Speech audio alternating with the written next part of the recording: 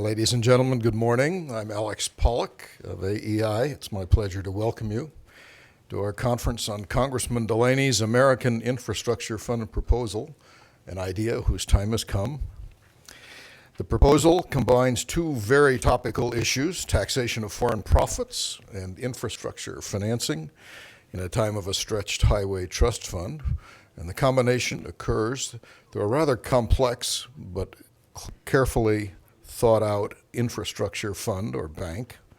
This would be a government corporation which could issue debt and issue guarantees up to a leverage of 15-1, but is not intended to use the Treasury's credit.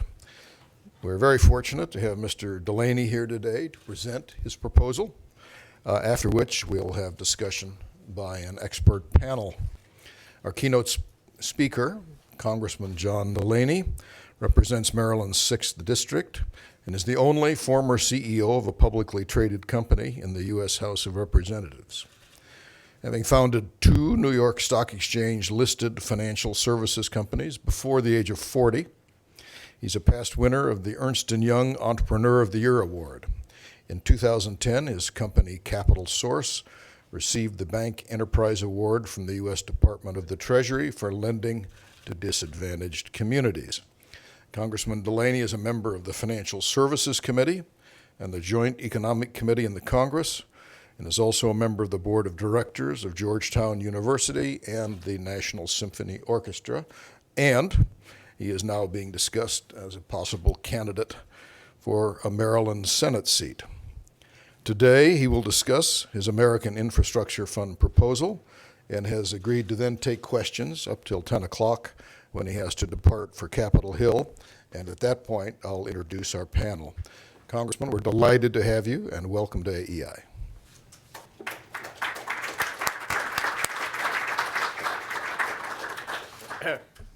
Thank you, Alex, for that very nice introduction. And it's great to be here with everyone, and I want to thank AEI for having us. We've enjoyed a terrific relationship with AEI on a whole variety of matters that we're working on the Hill, and it's very beneficial for us to have the intellectual capital at AEI available for the various initiatives that we're pursuing. So it's really great to be here with AEI. So we're going to talk about infrastructure in the context of repatriation. And I just want to go over my background on this issue and how we kind of came to this issue, because there's really 2 pieces of legislation that are really relevant. The first piece is something called the Partnership to Build America Act, which was a bill that we introduced in the last Congress, which was our initial kind of framing of how increasing Americans' infrastructure investment, tying it to international tax reform, could be kind of a double bottom line and good for the country in a whole variety of ways. That bill became very successful in the Congress. We ended up with almost 100 co-sponsors, 50 Democrats and 50 Republicans. So it's very bipartisan. It became the most bipartisan piece of economic policy in the whole of the Congress. I led it in the House. It was also introduced in the Senate by Senators Blunt and Bennett, when they had about 7, I think they had 7 Democrats, 7 Republicans, and 1 independent on the bill. And then this year, we've also introduced the Partnership to Build America Act, but we've introduced another piece of legislation, which I'll focus on in my remarks, which is called Infrastructure 2.0, which is a larger version of the same concept that is designed also to deal with the issue around the Highway Trust Fund. So I just wanted to kind of lay that out in the beginning. There's really 2 pieces of legislation, the Partnership to Build America Act and the American Infrastructure Fund. So we came to this idea because it was my judgment that increasing our investment in infrastructure should be one of our top domestic economic priorities for a whole variety of reasons. I think it's really important for American competitiveness. I do think we have a competitiveness issue in this country, and our companies, big or small, their ability to compete in a much more competitive global market is significantly enhanced if we have a world-class infrastructure. And that not only includes transportation, but it includes energy, water, communication, even educational facilities to some extent I consider to be core U.S. infrastructure. And we've clearly underinvested in our infrastructure. The American Society of Civil Engineers does a report card every 2 years as to the quality of the U.S. infrastructure. And they grade us, just like a report card would be graded. And last time when they did it 2 years ago, as a nation, we received a D+ as our cumulative grade. And to bring our grade up to a level that we'd be proud of as Americans, call it an A-, they estimate we need to invest $3 trillion in our infrastructure. So we've clearly underinvested in this very important part of our competitiveness. And so that was a top priority for me. It's also, obviously, and probably most importantly, improved infrastructure improves the lives of our citizens, right? Their commute times are shorter. They have more times home with their family, more times reading with their children, long commute times, and a lot of the frictional aspects of our day-to-day lives really have deteriorated, in my judgment, the quality of family life, the quality of communities, et cetera. So I think it's not only important for our competitiveness, but it's also really important for the quality of our citizens. And the nice thing about increasing our investment in infrastructure, I tend to not look at it as a challenge, but really as an opportunity, because it's been proven across 50 years, if you look at the data, that infrastructure investment is one of the best investments we make as a nation.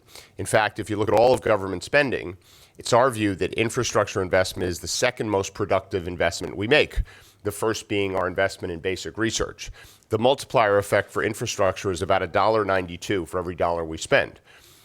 Which is pretty darn good, medical research being the best at kind of $2.40.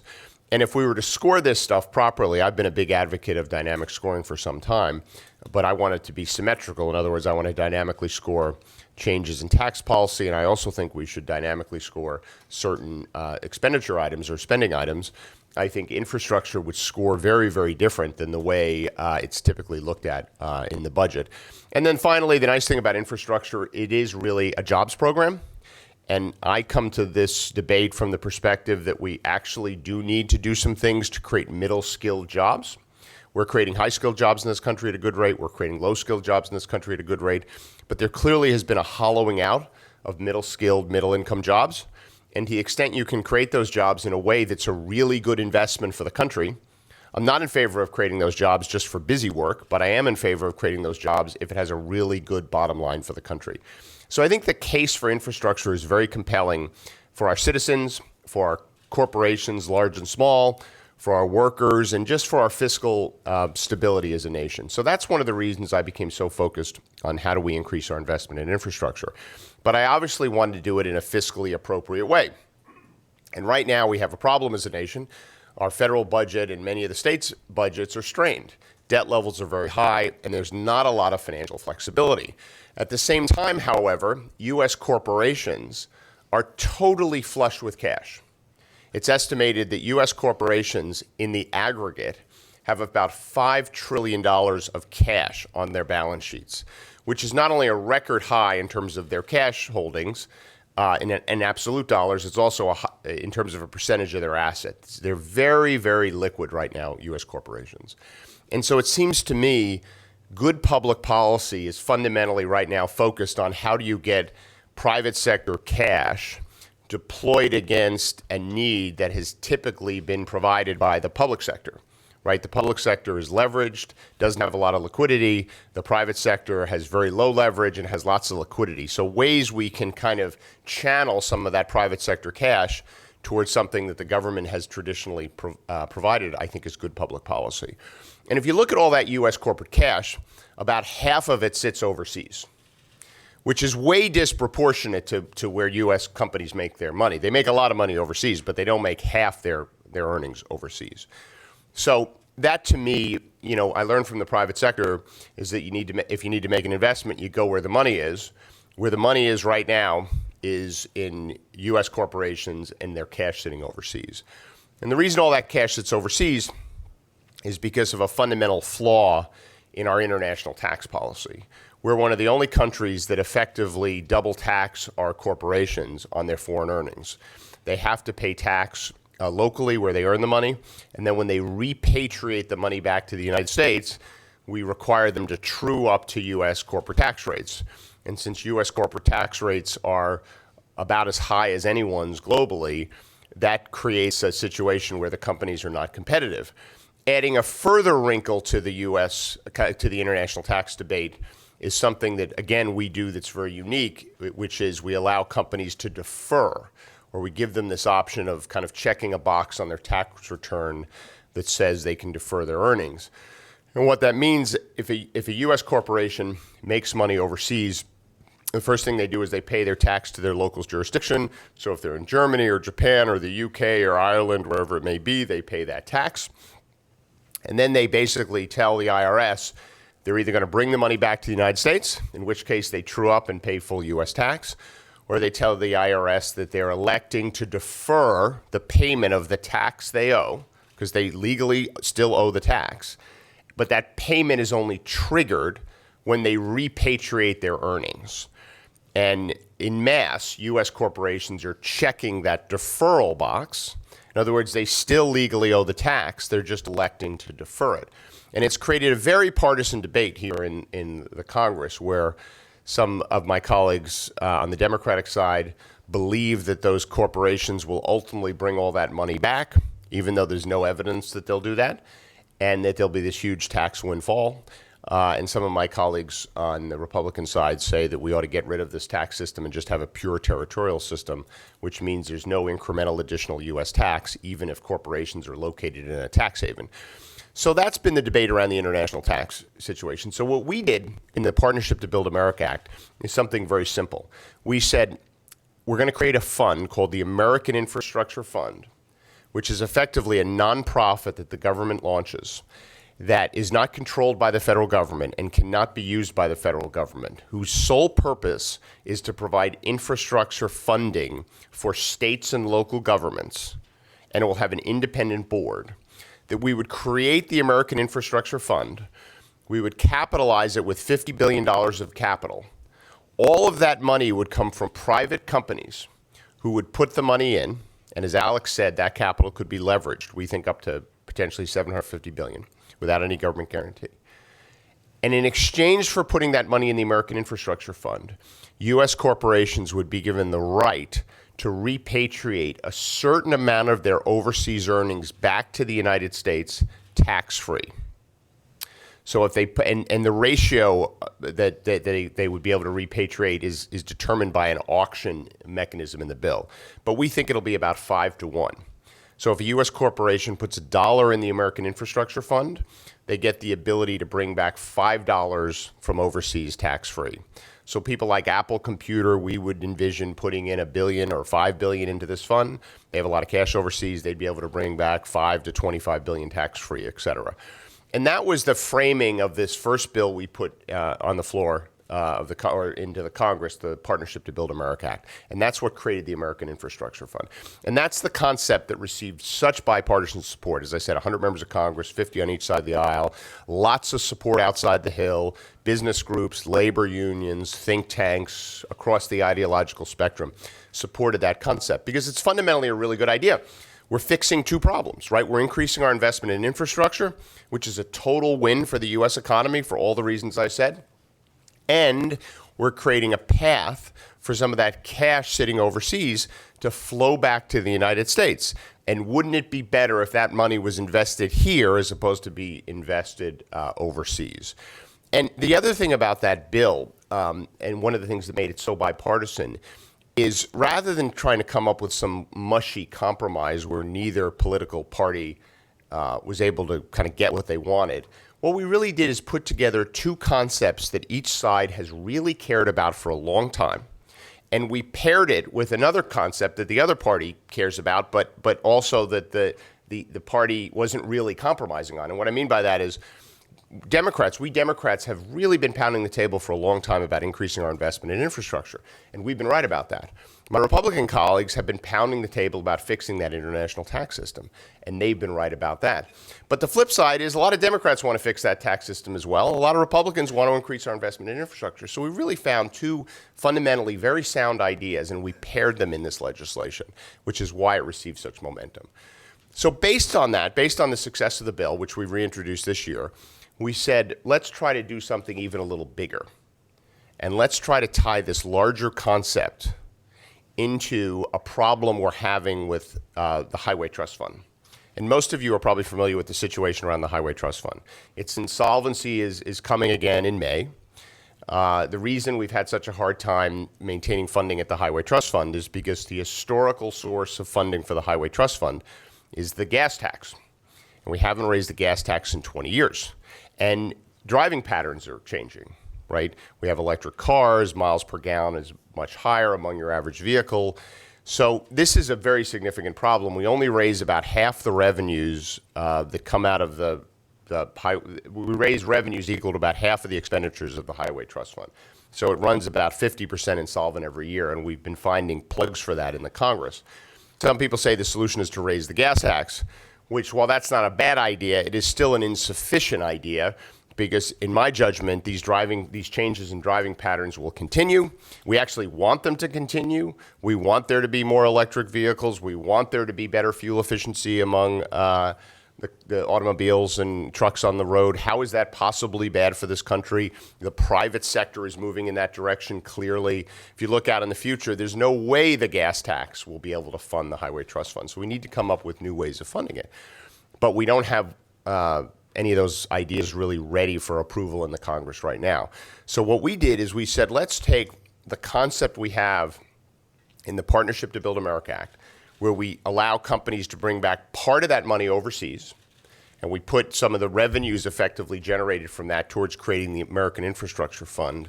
Let's put in place a system where the companies can bring back all of their money from overseas, and let's not only create the American Infrastructure Fund, but let's provide funding for the Highway Trust Fund to kind of get that issue off the table for several years while we figure out a more permanent funding solution.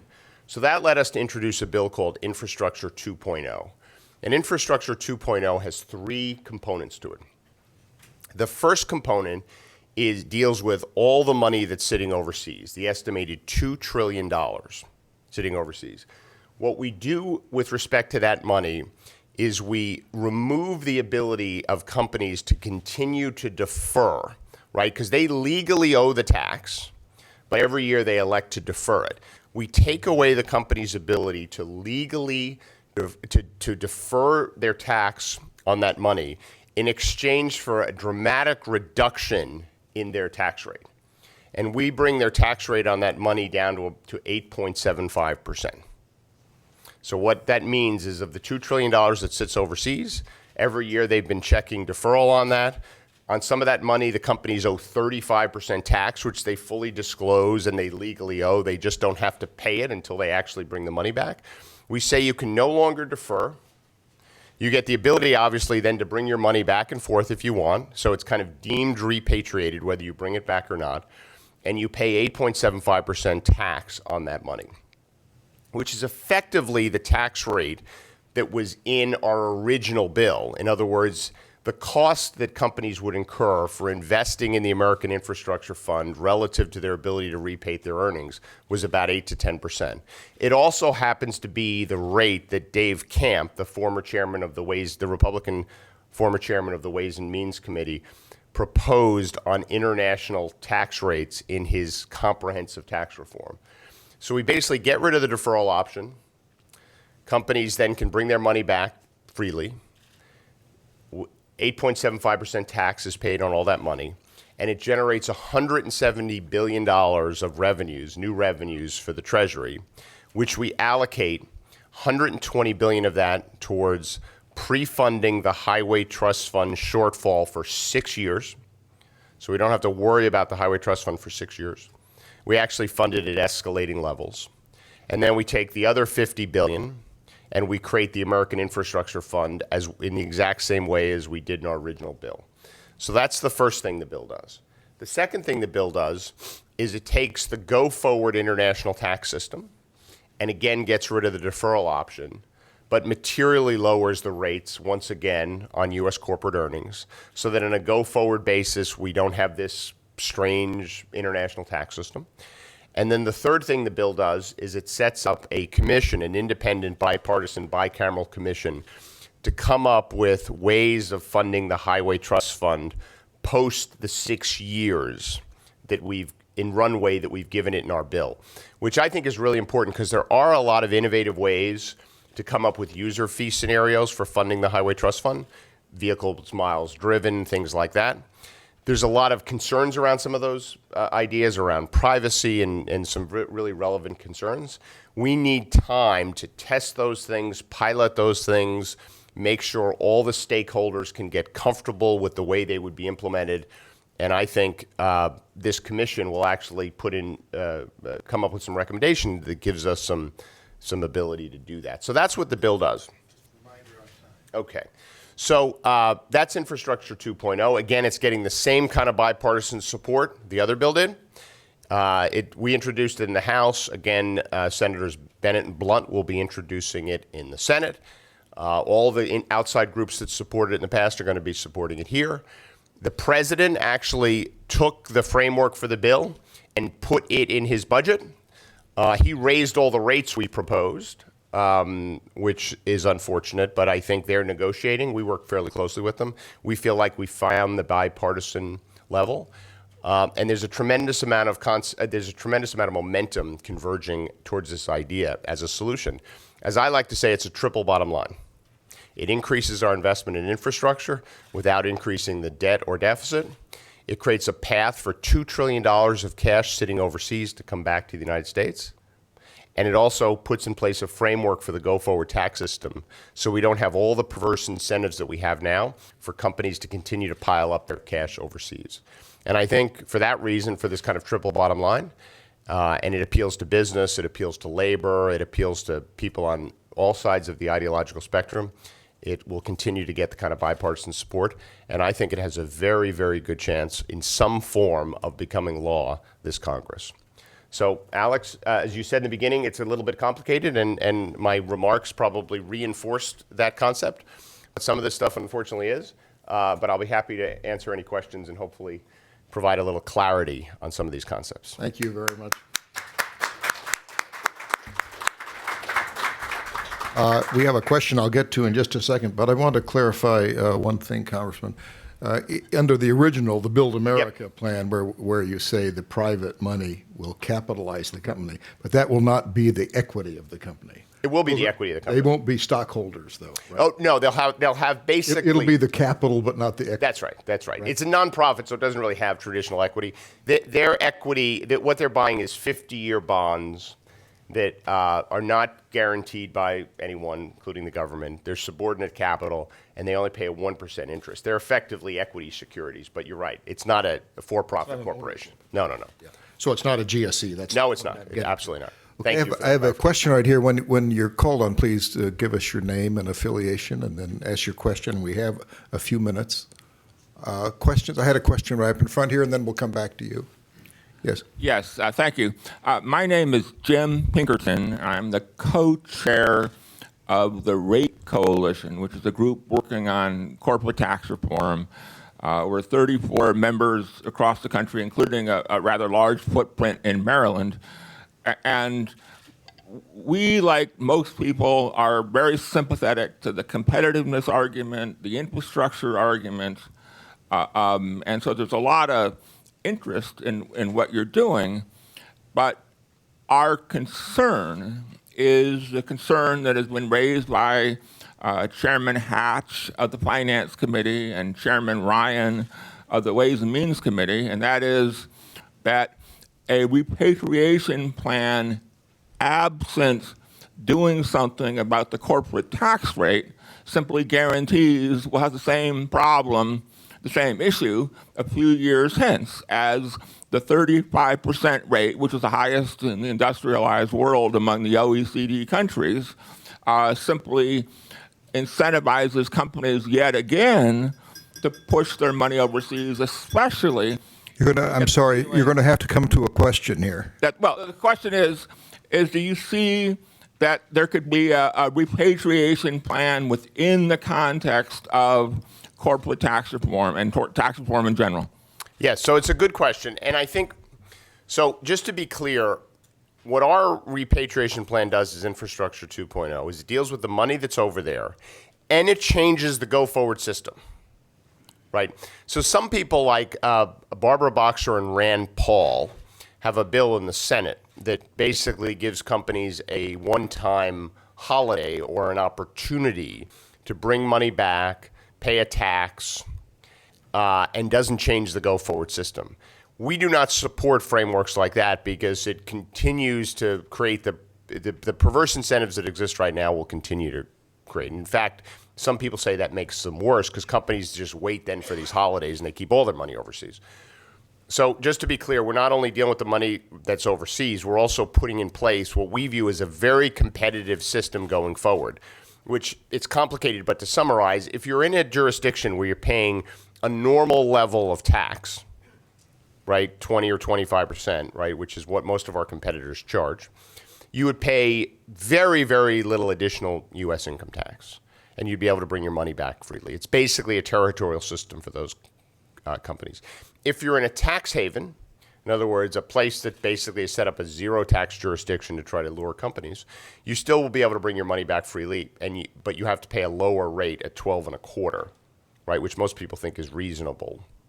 So it's effectively a territorial system for people who are paying real levels of tax, and it's basically a territorial system for everyone else, but there's a minimum tax that they have to pay. But your question is, think about tax reform. I kind of think about it as kind of three circles, right? The biggest circle is comprehensive, right, where we deal with individual and business tax reform comprehensively, right, which I think all of us would want to do. I think most people think there's a zero probability of that happening. And in fact, the president and Chairman Ryan and other people are now talking about business-only tax reform, right, which is a smaller subset of individual tax reform. The problem with that, as you know, is about 90% of businesses in this country are unincorporated, right? So they don't pay corporate tax. The owners of those businesses take their pro rata shares of the corporation's earnings and put it on their individual tax return, subchapter S's, limited partnerships, limited liability corporations. So a lot of people think it's hard to do business only unless you do the bigger individual as well. I know Chairman Ryan has some ideas as to how to do that, and I think those are really constructive. But then the smallest inner circle there is international tax reform, which I'm of the camp can in fact be separated from business and individual tax reform, because the issues associated with international tax reform only affect incorporated businesses and really are related to this deferral option, which is really what you're reforming when you do international tax reform. You don't have to deal with individual tax reform to fix the international tax system. And I think it can clearly be separated, in my own opinion, under the Wayne Gretzky theory, which is you go to where the puck's going, not where it is, right? The puck was at comprehensive. Now it's at business only. But I think when people realize if you do something for big corporations and don't do something for small businesses, there'll be a bit of a riot in this country. So it'll be hard to do business only. I think where the puck's going to go is to international, because it is separable. And some people say, well, that takes the pressure off comprehensive tax reform. I don't believe that to be the case, because the international earnings that we're actually affecting in internationally only tax reform are less than 5% of the total earnings of individuals and businesses in this country. So it's pretty disrespectful to the other 95% to say, just because we dealt with these bigger companies and their big international issues, we're never going to deal with you guys. So I think it can be separated, but your points are valid. Thank you. We have time for one more question. We can do two more. Let's do I see two more. hands. I see in the back here, and then we'll come up to you, sir. Yes. Yeah, thank you. Nick Timmeros with the Wall Street Journal. So is the president's proposed a mandatory, not so much a repatriation, but a mandatory charge on overseas earnings? How would that interplay with what you have proposed? So on the initial thing, it's effectively the same concept, but I wouldn't frame it as a mandatory charge. What it really is a significant cut in the rate on all the earnings overseas in exchange for ending the deferral option. Because what's really important to remember is on all that earnings overseas, every single one of those corporations legally owes a defined amount of tax, which they disclose on their financial statements, right? So that tax is owed. They just have the ability, it'd be like an individual filing their tax returns, saying they made X dollars and they owe 30% of that in tax. But to the IRS, they get to defer it until they actually use the money. So what we're proposing and what the president adopted is that we lower those rates, right? So whatever amount of tax that those companies legally owe on that money, that would be cut dramatically. In our situation, from 35 to 875. In the president's, it would be from 35 to 14. But in exchange for that, we take away the ability for them to keep deferring. So that's really what's happening. And I think it's really important to frame it right, because what's really happening is a pretty significant tax cut. It's almost like we went to individuals and said, your capital gains rate is going to go from 25 to 15, but you have to pay it quarterly. So in the first year you make the change, people would actually pay more tax, right? Because they'd have to pay it sooner, but you'd actually be cutting their tax rates. That's kind of what's happening. And I think it's really, really important to make sure we're framing this the right way. Okay, one more question. The gentleman right here. Why don't the two gentlemen say their Get it? questions? I'll try to answer both of them, if that's okay. Because both those guys had their hands. Did I have another? I have another. Yeah. All right, deal. Chairman. You've described this bill as a natural deal. I think that was a natural deal right there. If you two can ask your questions, and then we'll give one more answer. All right, I'm Randall O'Toole, and I'm with the Cato Institute. And you mentioned that infrastructure spending has a high return. I think you said something like $1.92 for every dollar invested. But not all infrastructure is alike. If you build a high-speed train from Sandpoint, Idaho to Wolf Point, Montana, it's not going to have the same return as building an interstate freeway from San Francisco to Los Angeles. And historically, the infrastructure spending that has produced those high returns has been infrastructure that's been paid for out of user fees, not out of general funds. By divorcing infrastructure spending from user fees, your proposal practically guarantees that more and more money will be wasted on infrastructure that doesn't provide a return rather than spending it where it does. What kind of safeguards can you put in to make sure that doesn't happen? Okay. And the second question? Okay, and the next over here, please. I'm Gilbert Holland with the DuPont Company. Talking about Chairman Camp's proposal, he distinguished the companies that are sitting with earnings overseas in the form of cash, tax them at 8.75%, but companies that are sitting with overseas earnings in the form of reinvestment in plant, property, and equipment, tax them at 3.5%. Quite a difference in rate on depending on how those overseas earnings are invested. Could you talk Sure. to that, please? Sure. So the first question. So first of all, we spend a lot of money in infrastructure. So of course there's going to be some of the money wasted.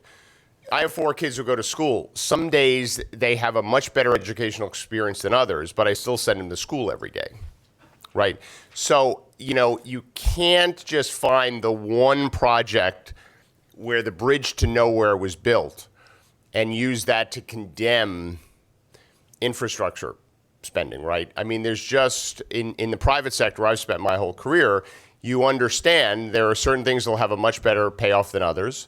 And you don't stop making investments because some of them don't work as well as others. So I think it's really important. I mean, the data, if you rely on data and facts, the data is pretty overwhelming that on the aggregate, infrastructure spending, even done with some bad decisions overlaid, has been a very positive investment. And of course, we should be very rigorous in making sure that we hold investments to a really high standard. As public officials, the taxpayers deserve that. And they should be held to a high standard on whatever metric you decide, whether it's just pure economic growth or improving the lives of our citizens, because you also got to measure things the right way. Some people would say a transportation issue doesn't really pencil out so well from an economic perspective, but if it cuts your citizens' commute time in half, and as a result they spend more time with their family, and more time reading to their children at night, and more time having dinner around the table, there's a societal benefit there that I actually think you could pencil out. But it may not pencil out in terms of immediate, adjacent, within 10-year economic development. So I think we also have to have a broad framework for how we look at these things. And finally, we don't divorce the user fees, because we pre-fund the Highway Trust Fund, but we also keep the gas tax in place. And on the American Infrastructure Fund, that vehicle by charter, what we put in the bill, is only allowed to make what I call quantitative decisions. So it's got an independent board. Each state and local government applies for financing from it. And the only thing that organization can take into consideration is the quantitative impact. In other words, is it a good investment? And is it a good credit for the fund to put capital against? It cannot make what I call qualitative decisions. And when you make infrastructure decisions, you make qualitative and quantitative, right? You're kind of, you have a transportation issue. You have to decide whether you want more roads or rail. That's, I kind of think, in part a qualitative decision based on your own perspective of what suits better for the neighborhood. But then it needs to be underwritten to see if it actually pays off. This entity will only do that. So I think that gets at some of your concerns. As it relates to the tax rate, so we don't make that distinction. And the reason we don't make that, as a mitigant to that, we give companies 8 years to pay in the money, so that if it's a liquidity issue, they can get it. But I guess my perspective on this is informed by two things. The first thing, if we made that distinction, I believe every company, and again, comes from a perspective of someone who ran a public company. I think if you made that distinction, the next day in the lobby of every company will be a team of investment bankers with pitch books showing how you can effectively invest in fairly liquid securities that the banks will give you liquidity against, but that meet the requirement of illiquid investments, right? So the private sector would work around it. And I do kind of come back to the principle that the companies actually do legally owe this money if they ever decide to bring their money back. And there was no assurances that the deferral option would last forever. So the fact that they've invested the money internationally, which I think is fine, shouldn't prevent them from paying what is now a very much reduced tax. It'd be like if I if I sold a stock today and made money on it and then invested the profits in something else, I wouldn't be able to file, unless it's real estate and it's a 1031 transaction, I wouldn't be able to file a tax return saying, well, I've kind of invested the money, so I can't really pay you the tax. But I'm sensitive to the liquidity issues that the companies have, which is why we give 8 years to pay it in if there is, in fact, companies that... So I understand the issue, and I don't mean to sound anti-business. I just think there'll be a huge workaround the minute something like that is put in place. And I do think as a matter of, I hate to say the word fairness, they did earn the money. And the fact that they've invested it, which I assume they thought was a good decision, shouldn't prevent them from owing what is, in fact, a really reduced level of tax. So that's my very direct answer to the question. Thank you, Alex. Congressman Delaney, thank you very much.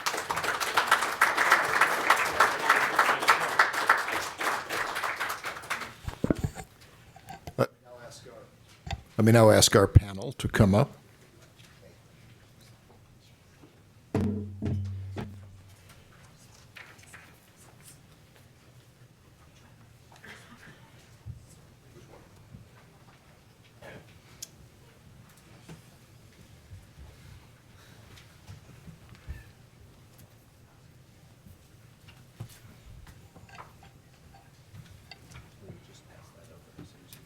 Okay, great.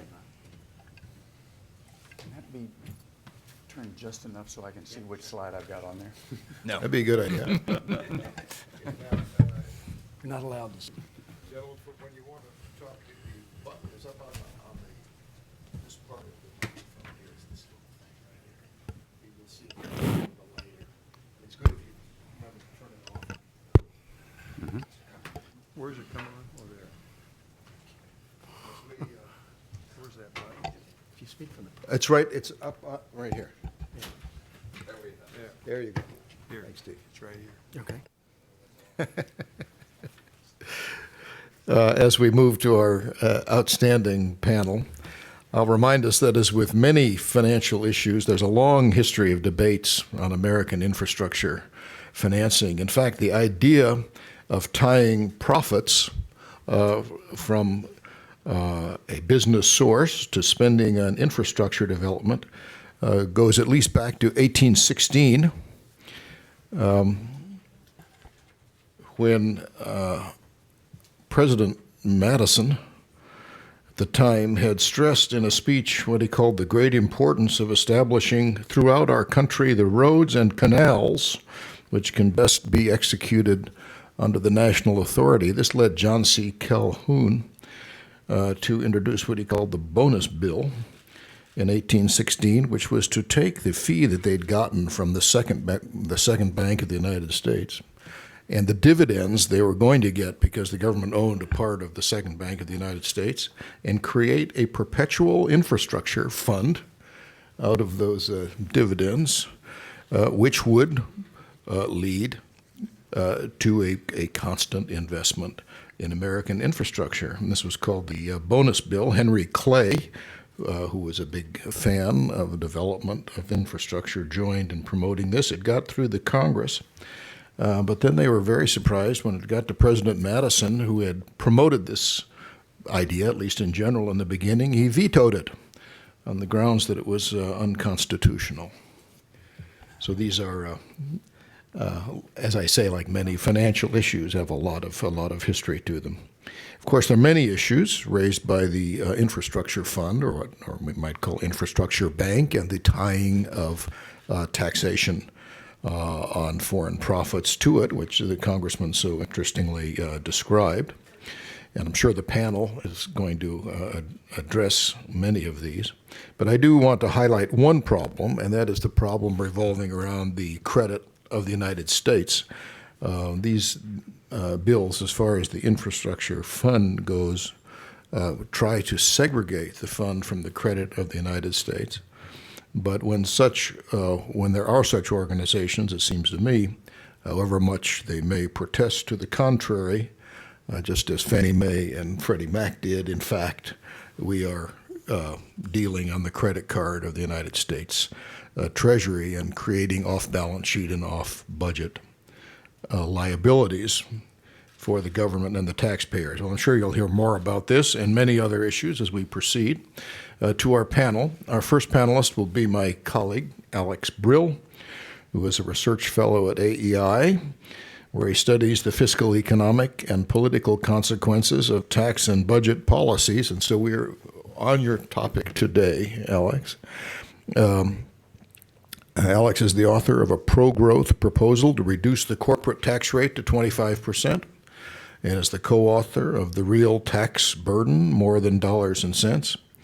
Previously, he served as the policy director and chief economist of the House Ways and Means Committee, was on the staff of the White House Council of Economic Advisors, the President's Fiscal Commission, and the Republican Platform Committee. Our second speaker will be Bob Cochran, who co-founded Build America Mutual Assurance Company, the first mutual municipal bond insurer. That was in 1912. Bob had previously co-founded Financial Security Assurance and was its CEO from 1990 to 2009, having also headed its financial guarantee department and been managing partner of the Washington, D.C. office of Kutak Rock. Bob chaired the Association of Financial Guarantee Insurers in 2001-2, and in 2013 was named to the board of directors of the Municipal Securities Rulemaking Board. Next will be Rick Geddes, associate professor in the Department of Policy Analysis and Management at Cornell University and a visiting scholar at AEI. Rick is the founding director of the Cornell Program in Infrastructure Policy. He was last sitting up here talking about what do we do about financing infrastructure in Detroit, which I'm not sure we fully solved that, but anyway, we discussed it. Rick particularly focuses his research on innovative funding and financing of infrastructure, particularly in transportation and water.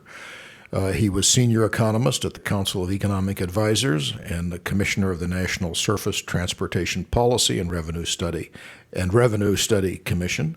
And Rick is the author of The Road to Renewal: Private Investment in U.S. Transportation Infrastructure. Concluding our panel will be Steve Sims, a former U.S. Senator from Idaho and member of the firm Perry Romani DeConcini and Sims. Steve was elected in 1972 to the House of Representatives, 1980 to the Senate, where he served on the Finance, Armed Services, and Environment and Public Works Committee, and very much to our point today, he chaired the Transportation Subcommittee and managed several highway bills in the Senate. He has received the U.S. Marine Corps Iron Mike Award, the National Guard's Minuteman of the Year Award, awards from the National Federation of Independent Businesses, the Freedom Foundation, the American Security Council, the U.S. Chamber of Commerce, and many others. Each panelist is going to speak from 12 to 15 minutes. We'll give the panel a chance to clarify ideas or agree or disagree with each other, and after that, We'll open the floor to your questions, and we will adjourn promptly at 11:30. And Alex, you have the floor. Thank you, Alex. Thank you, everyone, for joining us this morning. And let me join Alex in thanking the congressman for making the trek across town through traffic, undoubtedly, to the corner of 17th and M Street. I worked up on the Hill for a number of years, and I know that just showing up on this side of town is evidence of dedication to your policies and your ideas. We heard a lot of well thought out details of the congressman's proposal, and I was really appreciative that he made the time to come over on what we all know is a busy day here in Washington today. I'm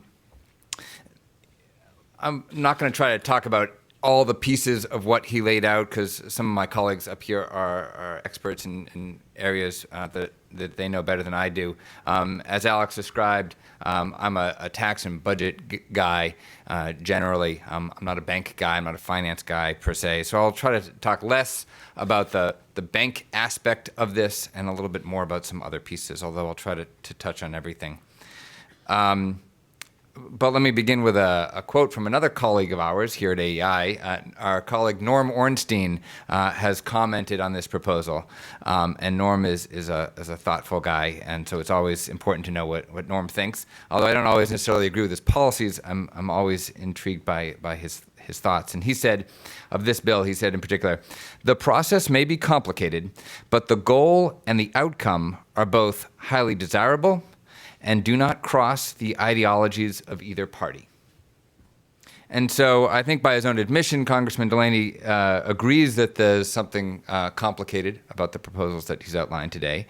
And then when it comes to the question of the goals and the outcome, he was forceful, I think, in explaining the objective here is a better infrastructure system for the United States of America, and that is, in fact, a bipartisan objective. And I agree with all of that. I mean, it certainly does seem a little bit complicated. There are a lot of pieces moving around. There's the financing piece and the bank piece and where the money comes from and how the money gets spent. But that's okay. It's not the only complicated program that we run here in Washington. And I agree that, that the goal and the outcome are desirable. What's the goal and the outcome? It's to have better infrastructure, right? And it's hard to be against having better infrastructure. We know that we have a massive infrastructure in the United States. We have, I believe, 4 million miles of roads and 600,000 bridges. We know, certainly anecdotally, from driving around, that the roads are in some order of disrepair. We know from reports, the Texas Transportation Institute reports 5.5 billion hours are spent sitting in traffic. The Federal Highway Administration reports that roughly $8 billion are lost for trucks in economic activity by trucks being stuck in traffic. And all of us who came here this morning faced it ourselves if we drove.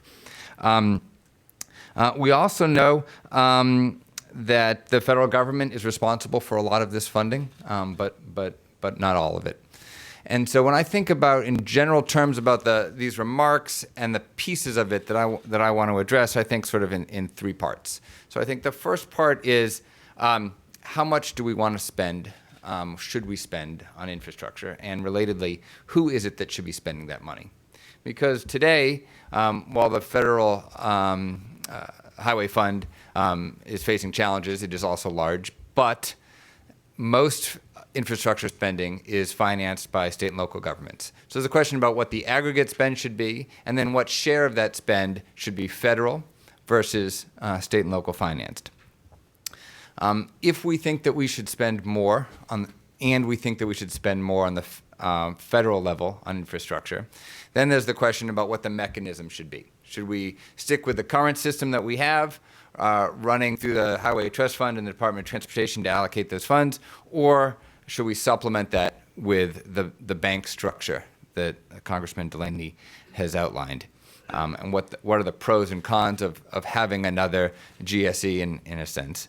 And then finally, if we think we should spend more money, and we think it's the federal government that should spend that money, and we think that a bank fund or an infrastructure bank is the appropriate mechanism, where does the seed capital come from, right? How do we get that cash? How much do we need, and where does it come from?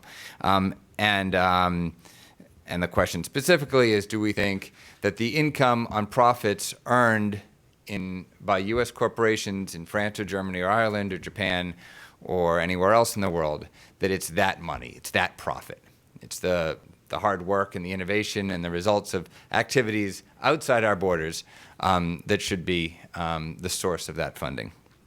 And so let me take a stab at all three of those pieces as quickly as I can. So on the question of infrastructure spending, it's pretty easy to say that we all are frustrated with the traffic jams, and I certainly am, and I believe that that it's clear that there are many places where we need more investment in infrastructure. Sort of in line with a comment that we heard, or a question that we heard earlier, it's not clear to me that we've got the allocation of infrastructure spending optimized today. So I don't know that if we need to increase aggregate spending, or we just need to improve the allocation of infrastructure spending. And more importantly, I'm not sure that we want that additional spending to be on the federal level or to be on the state and local level. You know, we heard that the federal gas tax has been locked at 18 cents since 1993. It's not adjusted for inflation. The fuel efficiency of the U.S. fleet is increasing. Miles driven is about flat for the last few years. So we don't have more money coming in as the economy grows. But there's nothing barring the states from making adjustments to their financing mechanisms, specifically their own gas taxes. And so we could bump up the gas tax. We could leave it where it is and index it going forward. Or we could allow the states to make adjustments to increase their share of the aggregate funding for U.S. infrastructure.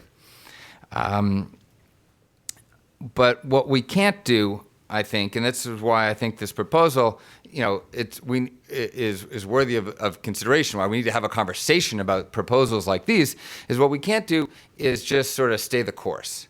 And the reason why the stay the course doesn't work is what the stay the course strategy is every few months or once a year, we tap into some general fund with a tax gimmick of some sort, and throw a few $1 billion into the trust fund. If you look at what the Congressional Budget Office says about the Highway Trust Fund, not what they said yesterday, I haven't digested that, but for folks who study this issue, read yesterday's CBO report on infrastructure spending. But if you go back and look at what they said last April, they basically said that under current policy, we're expected to spend about $465 billion out of the Highway Trust Fund in the next decade. And coming into that trust fund, which is at a balance of close to zero today, is about $343 billion. So status quo doesn't work because that's a $120 billion gap over the next decade, and maybe that number is actually going up. So we need to bring that thing into balance one way or another. We could either raise the gas tax or find some other source of funding, or we could reduce federal funding from the Highway Trust Fund and allow the states to pick up the slack.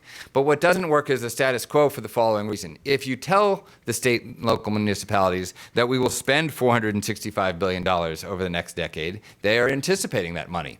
And yet, if you make no adjustment on the financing side, you know that it's an empty promise. Right? So one way or another, we need to bring things into balance. And in part, Congressman Delaney's bill does that because he's taking money and both funding the Highway Trust Fund as well as funding the bank. That's the 2.0 piece of his proposal. The second piece of that I want to comment on is the question of the mechanism, whether or not a bank is the right way to get here. Should we have a nonprofit, as he calls it, governed from Washington to allow for this leverage mechanism to finance? And this is the area where I really know the least about, and I'll let my colleagues speak to this in greater detail. But I would point out that while we don't have one of these banks here today, we do have other similar institutions that have been well studied. And there is a paper that was just released last week from the University of Chicago, a number of economists at the University of Chicago, led by Eric Hurst and Joe Varva and two of their colleagues. And they're looking at just one angle of this, which I think is interesting in the GSE market, and I think it's interesting here too. And the paper is titled Regional Redistribution Through the U.S. Mortgage Market. And what they find is, in essence, in short, that the GSE mortgage rates don't vary based on regional default risks. They vary only based on borrower observables. And what that means is that there's a cross-subsidization in the mortgage market regionally, spatially.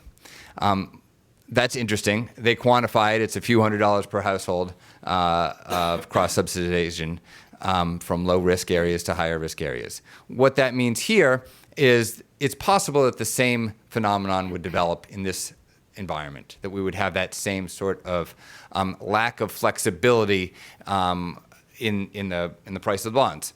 And we wouldn't be properly capturing the local risks that exist. Some people might say that that's a good thing, that that's okay, that we are a United States. And I would say that if that is your view, that at least we should be explicit about it. And the risk from having a bank structure such as this is that transfer may be unobservable or difficult to observe. I'm sure there's a lot more to say about the bank piece of it, and I'll leave that to others. Just that one anecdote from me. And then the final piece is the funding mechanism.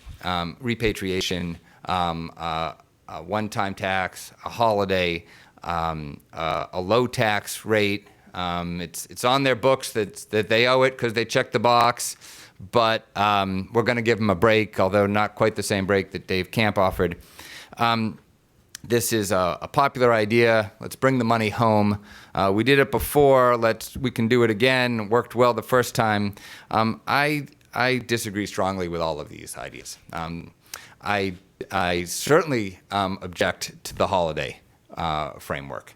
The repatriation holiday reminds me of a policy that the small town library had in the town that I grew up in, Massachusetts. Periodically, they would tell borrowers that if you had an overdue book and you had accumulated lots of fines and didn't really want to bring the book back to pay the fines, $4, $5, $6 you might owe on a book, if you'd kept it out too long, you could bring it back next week and no fines would be imposed. Sounded like a great idea. All these books would come pouring back into the library. People would open up and find them because they had guilt and that they were holding these books, but they didn't want to pay the fines. This is what the repatriation holiday is. And the reason is because, yes, corporations owe the tax, but they know that if they wait, they might get a break. Why do they know that? Because they got a break once. I was there. I worked on the Hill. I worked on the House Ways and Means Committee in 2005. We did this. We gave a repatriation holiday, and the money did come back. And at that time, corporations swore that they were going to use that money to create jobs and build factories and plants. In fact, we literally made them sign. CEOs had to sign. They had to promise that they were going to use this money for good things. And the money came back, and they paid 5.25% tax. That was the rate at the time. And when the analysis occurred afterwards, it turns out that they didn't really create jobs. Money turns out to be fungible. What they did is they bought back shares and paid dividends. Now, in the second iteration of the effort to promote a repatriation holiday, the advocates of the holiday point out rightly, what's so wrong with dividends and share buybacks, right? Nothing. So we won't create jobs, but we will create dividends and share buybacks. Let us have the holiday. And lawmakers have refused to move on this proposal in the past. When it moved in 2005, it was grease on a larger bill of international reforms. Hopefully, it won't move again, but it would certainly move if it does move in the context of a larger package. But of course, more recently, former Congressman, former Ways and Means Chairman Dave Camp has looked at some other more permanent solutions. But again, in the context of a broader reform, this is what Jim was alluding to earlier, in the context of more fundamental international reform. What we see in this proposal is folks recognizing the desire for many in the business community for a holiday or a break on their foreign source income. And by the way, Congressman Delaney is absolutely right. We have a completely antiquated system. We should not be imposing a 35% tax on foreign source income. And granted, it's net of foreign taxes paid. So but that we are the only ones with that system, and we are the only ones with a 35% rate. But it doesn't fit. 1 minute. All right, I only need 1 minute. But it doesn't fit inside inside of any package outside of a broader tax piece. And I'll just close with this. There are lots of interested parties who are looking at the $2 billion sitting overseas and saying, how can we leverage that opportunity for our other objectives? And I've even been in conversations where people have tried to say, you know, we have a student loan debt problem in America and $2.5 billion sitting offshore. Why don't we create a win-win there? And so sort of regardless of what structures we need to promote and what level we need on U.S. infrastructure financing, we shouldn't be looking at the income earned abroad. We should be looking at more conventional mechanisms like the systems like the word alluded to, miles driven and things like that. Thanks. Thanks, Alex. Bob.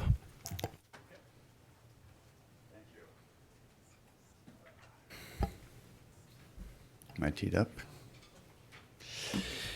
Okay, well, first, my name is Bob Cochran. I'm the chairman of a company called Build America Mutual. I want to start by thanking the AEI for organizing this today. I love infrastructure, public infrastructure. It's been my whole career.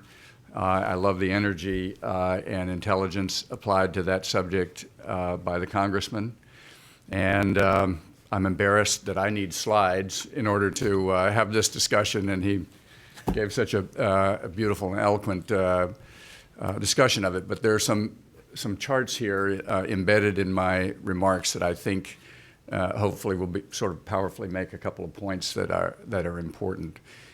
First of all, Build America Mutual is a mutual insurance company. This is the second company that I've started.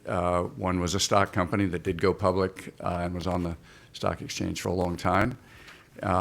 We decided to create this new company to address the municipal bond infrastructure market in the U.S. to try to provide additional efficiency and lower borrowing costs for municipalities.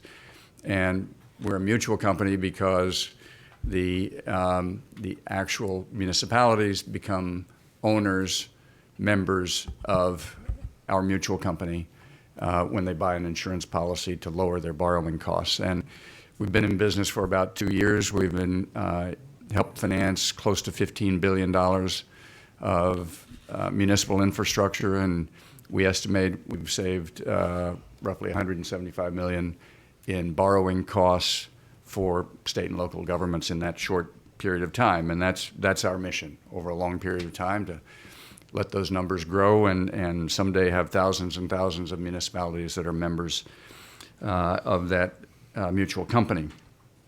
The significant point I want to make today is that there is already a market that serves the financing of public infrastructure in this country, and it is a unique market in the world, a dynamic and strong market that is capable of financing a lot more infrastructure than it's being called on to finance today. And we can talk about what some of the reasons are for that, but we think that market has all of the attributes of local decision-making, sort of the natural selection process of the projects that are most deserving, and good decision-making on credit and financing decisions.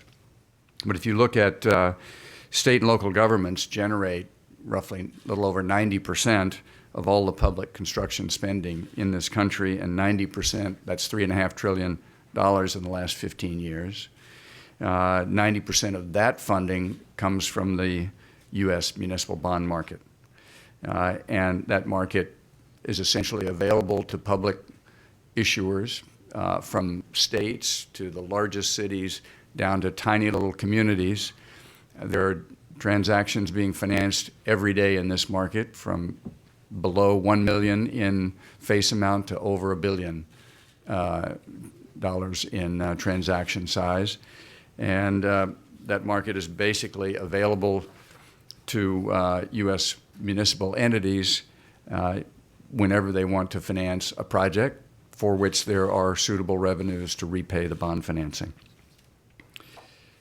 And if you look at the scope of what this market accomplishes on a daily basis, when the rest of us are going about our lives in other ways, we finance schools, colleges, roads, bridges, airports, the full range of transit facilities, water and sewer systems, electricity, et cetera. All of these entities of which are essentially publicly owned and operated facilities. And I've made these other points earlier, so I'll move along. This chart was the most shocking to me, and I live in this market all the time, but I'd never looked at it quite this way. We normally talk about the municipal market as providing $300 to $400 billion a year in municipal financing. But the truth is, a portion of that are what we call refundings, that are essentially a refinance of projects that were previously funded in order to lower borrowing cost to reduce the tax or other burden on the municipality.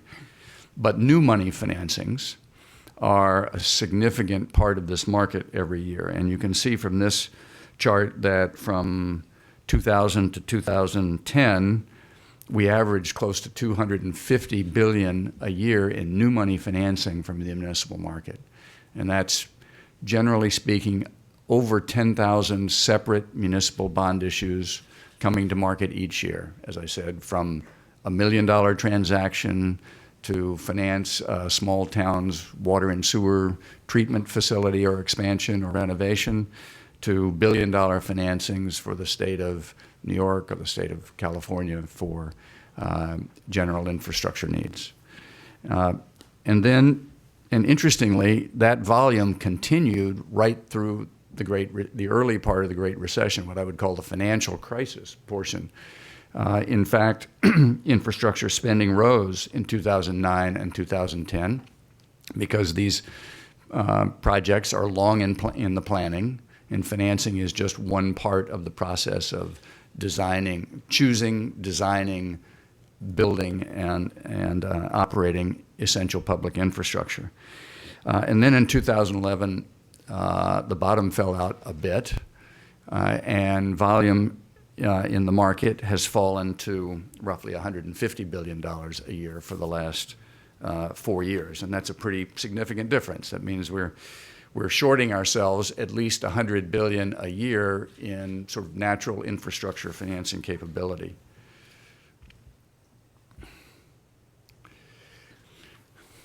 So what's the reason for that change? A lot of people have spent time thinking about this, and to a certain extent, my company interfaces with municipalities on a daily basis in the market.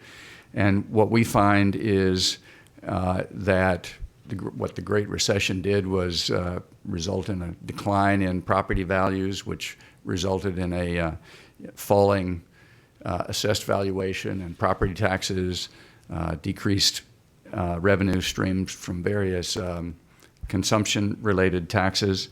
The sort of the seed corn that drives public infrastructure finance are those revenue streams.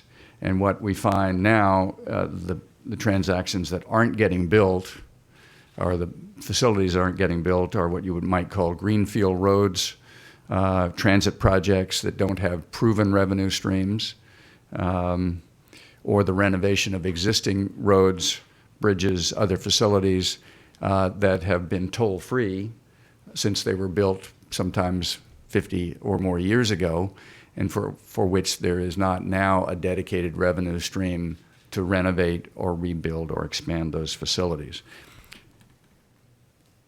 And as a result, you can see since that peak in 2010, when the This is the scale of the overall municipal market outstanding indebtedness, 3.8 trillion reached in 2010, and since then we've been essentially disinvesting in our public infrastructure, meaning that over that period of time, more bonds have been paid off in the natural amortization process of existing debt than the new financing that I described earlier has come on to replace it. And some of this goes right back to the point I was making that local resources are strained at the moment. The blue bars here are the annual bond referendums that are, not all municipal bonds have to be put up for a vote and approval in their communities, but certain types of bond issues do. And this chart shows you that over the early part of the 2000s, bond referenda were increasing. They tend to be every other year because of the election cycle. And roughly, if you look at the right-hand axis, 75 to 80% of all those referenda were approved by local vote. And then again in 2009, new bond initiatives, the bottom fell out. New proposals are down 60, 70%, while those referenda are still being passed at a roughly the same percentage rate, 75 or 80%. So what that says is that local officials, realizing that their budgets are out of balance, that they need to restore essential public services, safety and social services in their communities, and to a certain extent they need to fund public pension liabilities before they can get back to building and rebuilding and renovating their public infrastructure. And the sad thing about all of this is that it's happening at a time when we have historically low interest rates, which creates an enormous opportunity to build the infrastructure that we need at historically low costs. In fact, just in the last quarter, we've reached the lowest overall rate for infrastructure finance in the public markets that we've had in 50 years. You have to go back to 1965 to find a lower average cost of borrowing in the municipal market. So what I would draw from all of that, from my chair in the private sector as a part of this municipal finance market, is that anything coming from the Congress, including the congressman's proposal that focuses energy, intellect, and hopefully dollars on infrastructure finance is welcome. And some federal programs have been highly successful and proven to be so in the TIFIA program, for example, in providing sort of seed money and sometimes subordinated finance to help state and local governments drive forward with various types of transportation projects. Match funding grants have been successful. But like Alex, I share the concern that a direct federal guarantee or even an implicit one for a federally sponsored infrastructure bank raises questions of moral hazard, political interference, picking winners and losers, and crowding out the private sector when we have a market that is functioning quite well and has demonstrated over the past decade its capability to provide far more finance than it's being called on to finance today. And just a quick look at what the default rates have been in the municipal market recently. This is you'll see lots of different numbers. All the default rates across the entire municipal market are quite low. And then you hear about the default of Detroit, and people say, I wonder whether or not the municipal market is falling apart. Are we going to have an avalanche of credit defaults? And I would suggest that is not the case. If you look at essential public infrastructure finance backed by user fees, dedicated taxes and general obligations of state and local government, the default rates have been incredibly low with an occasional aberration. The size of the default, the Detroit default in 2013 was the GO and some other direct obligations of the city, and in 2014, on a technical basis, virtually all of that volume was the water and sewer system of Detroit, which ended up actually refinancing and paying off everyone 100 cents on the dollar. So it's a technical default. And other than that, defaults in the muni market have generally been about 2 or 3 basis points of total outstanding finance in the market. So just to wrap up my points, I think federal funding for infrastructure can be additive, but long-term revenue streams are still necessary to support bond or loan repayment. And an infrastructure fund, assuming it really is going to operate as a bank and expect to get repaid, will need to have the same quality and predictability of revenue streams that the bond market is already successfully financing. And so a federal infrastructure GSE has to be careful not to disrupt local initiative and market discipline. The U.S. muni bond market is uniquely efficient, I think, of all markets I've seen in the world, really, in allowing local decision-making to choose projects, commit the revenues that are necessary to finance those projects. Market discipline is provided by the buy-side investors who are willing to provide 30-year fixed-rate, low-cost financing for public infrastructure as long as the revenues pledged to repay those debts are reasonably predictable. And finally, we have the lowest cost borrowing environment we've experienced in 50 years. It seems like a great time to rebuild America's public infrastructure. Thanks, Bob. Rick. May I use the podium? Sure.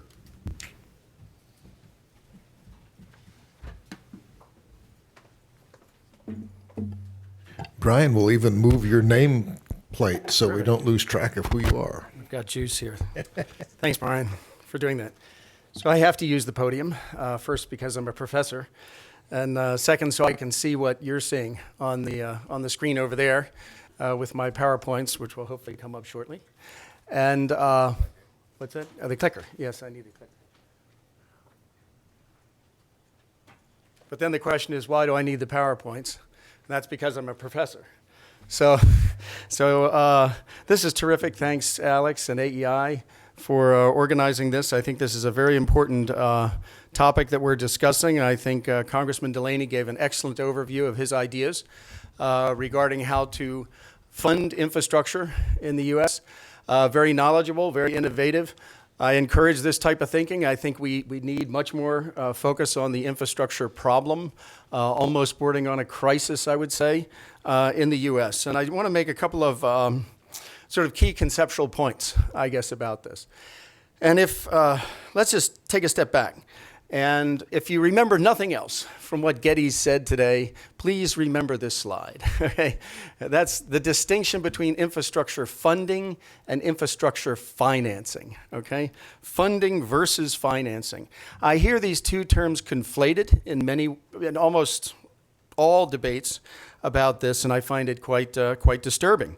Infrastructure funding is very distinct from infrastructure financing. If you think of there's only two broad sources of funding for infrastructure, and that is some type of user fee, okay? And we can argue about what is a user fee, what is not a user fee, but think broadly in terms of some type of user fee, tolls, MBUFs, or mileage-based user fees, or some sort of broader tax revenue that may be dedicated to infrastructure. From what I understand of Congressman Delaney's proposal, it suggests a one-time source of funding for infrastructure through this broad tax revenue that would come in through the holiday, essentially on the repatriation of overseas earnings. Now, the second slide here, it's critical to take away that once you have adequate funding in place for infrastructure from either a user fee or from general tax revenues, the financing will follow. Robert just told us about the tax-exempt muni bond market, which is a tremendously efficient market, as he stressed. But there's a whole series of sources of financing for infrastructure once funding is in place. You could use the tax-exempt muni bond market for local projects. It's terrific. There's also taxable privately issued corporate bonds that are used in concert with a public-private partnership. There's also TIFIA, the Transportation Infrastructure Funding and Financing Act facility within U.S. Department of Transportation. You can go on your computer right now and find out what today's TIFIA rate is for a TIFIA loan, and you have to meet certain qualifications like a project of national or regional significance. There's also direct equity investment now increasingly through public-private partnerships that are called DBFOM projects, design, build, finance, operate, maintain, where the F stands for financing. But you aren't going to get a dime of financing in unless you have funding in place to pay back the bonds, as well as to pay the expected return on equity. We also have state revolving funds. We have a giant state revolving fund in New York State. We also have private activity bonds, and the administration recently proposed something called QPIBs, which are qualified private infrastructure bonds, I think, which I haven't quite got my head around yet. But I would ask you to put that into the menu, if you will, of financing options that are there once you have funding in place. Okay? So this slide. There's no shortage of financing giving a stable, reliable funding source. And the U.S. has a infrastructure funding problem. And as a few speakers have alluded to, the United States relies heavily on the taxation of gasoline and diesel fuel at both the state and the federal level to fund its infrastructure. I think it's about 80% if you combined it together at the state and local level. So we tax gasoline and we tax diesel. And we have other fuels that we tax, but gas and diesel are the main sources. Now we have a serious problem with that approach to funding our infrastructure system for 4 reasons. Okay, so you've heard of a triple whammy. Maybe this is a double whammy, triple whammy, quadruple whammy, whatever. It's a serious problem on the funding side. First, as Congressman Delaney emphasized, we are encouraging the use of alternative fuel vehicles. We like electric vehicles. I've talked to some engineers. They say hydrogen-powered vehicles are feasible. They're coming down the road, no pun intended. And there's increasing efficiency that we are encouraging through tighter CAFE standards of gas and diesel fuel vehicles. So we're encouraging more efficiency. The engineers are responding with that. The problem is when you're relying on the burning of fossil fuel to fund your transportation system, at the same time you're discouraging the burning of fossil fuel, you have a problem. It's like if you funded your healthcare system with a tax on cigarettes, at the same time you're trying to discourage cigarette smoking. That's not a sustainable source. Third, fuel taxes are not indexed to inflation, generally at either the state or the federal level. And as Congressman Delaney noted, annual vehicle miles traveled, VMT, all total VMT in the United States, which had been increasing through recessions and downturns since World War II, fundamentally changed in 2005 or 2006 to peak out. And we calculated here at AEI that it's declined by about 7% since that time. So the problem is we need new policies that provide a reliable stream of dedicated either user fees or dedicated general tax revenue, hopefully that's insulated from the political process. That's the goal. That's problem number 1, okay? Problem number 2, so funding, not financing, funding is the problem. Problem number 2, the federal role. So the federal gas taxes were dedicated and increased in 1956 by President Eisenhower to construct the U.S. interstate highway system. It was to build it out, okay? The originally planned system was largely completed by 1991. We now have a mature system of interstate highways. There's a few additions like the section around Fort Lauderdale in Florida and things like that, but basically the system is complete. That means the challenge is no longer building out an embryonic system. The challenge now is operating and maintaining an excellent system that we have today. Unfortunately, for some reason, the United States is great at building new shiny stuff. We're just not good at taking care of what we have. So this is like buying a shiny new car and not changing the oil. As we all know, you got to change the oil to make the car last. This is the problem of deferred maintenance. I get the opportunity to talk to some road engineers and state DOT people who have dedicated their lives to this. They're virtually in tears at what we do in terms of deferring maintenance, which means that a calculation done at Cornell by the guy who runs the Cornell Local Roads Program. If you spend $1 today in maintenance of the interstate system, or any other roads as well, you save $5 to $6 down the road in terms of repairs that are much more severe that you don't have to do because you kept the system up. So problem number 2, how do we reduce deferred maintenance? How do we optimize the operation and maintenance, taking care of the assets that we currently have of the system? That's what I submit is the challenge number 2. Okay, since I'm a professor, I have to give you a test. Here's a test. Can anybody tell me, read this quote, I'll shut up in a minute. Please tell me who you think the author is and the year. These guys can't see. Okay, I'll read it. I'll read it for these guys. At first glance, it seems hardly possible that this apparently trivial problem of how to charge people for the highway services they use is a key to the whole problem of how to plan and pay for better highways. Yet it is just that. This fact cannot be too strongly emphasized. It is a key not only for a system that would involve operation of roads by private enterprise, but equally for the present system of public operation. Should a particular road be built? How should it be built? How should it be financed? Should an existing road be maintained, improved, or allowed to deteriorate? If we could charge directly for the service of the road, we could answer those questions, whether under private or public ownership. In the same way in which we now decide how many automobiles should be manufactured, what kind of automobiles should be manufactured, how should their production be financed, whether a particular model should be discontinued, and so on. Emphasis added. Any takers? Well, good, because we don't know the exact date. It's 1951 or 1952. It's a working paper written by 2 economists, one named Daniel Boorstin and another named Milton Friedman. Okay? So the economics, unfortunately unpublished until recently, published in a book about private roads. The economics profession has known for decades what the, quote, right answer is to this problem. It's per unit of road charges that are variable, the price of anything, okay? Well, just like we price apples, that's a variable price. We price a 6-pack of beer, that's variable, but we also price utilities this way, as the first bullet suggests. So what we are proposing here is a mileage-based user fee, or if you prefer VMT fee, I'm gonna stick with an MBUF, like that word, MBUF. This is a very familiar model for us. We charge per kilowatt hour of electricity we're using in this room right now. Minutes of cell phone service. People are familiar with minutes of cell phone service charges.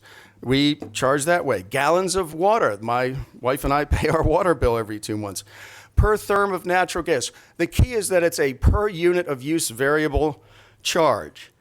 We often think of the demand side effects of this in the sense that if there's a congestion price, it goes up during peak times, you have the incentive to take public transit, to walk, to ride your bike, to carpool with your friends, whatever the alternative might be to conserve on scarce road space. But I want to emphasize today the supply side effects. Mileage-based user fees create a reliable, facility-specific funding source that will cover that operation and maintenance. That is our problem, folks, operation and maintenance. And the engineers I talk to tell me that, you know, politics and infrastructure don't go together. One big shot of money into infrastructure is not the solution for a road engineer. They need a reliable source of ongoing money so that they can keep the road up to the specs under which it was built. So I want to suggest that solution number 1 is a mileage-based user fee that is variable. If you want an example, go to Oregon. Oregon is the nation's leader, and they will soon do it. I'll bet anybody here $100 that they will implement a system-wide variable, variables in the future, but mileage-based user fee. They've gone through 2 pilots already. There's a guy named James Whitty who has gone through the pilot programs. Terrific work. The second piece is, in my view, contracting out the operation and maintenance of pieces of roads under contracts.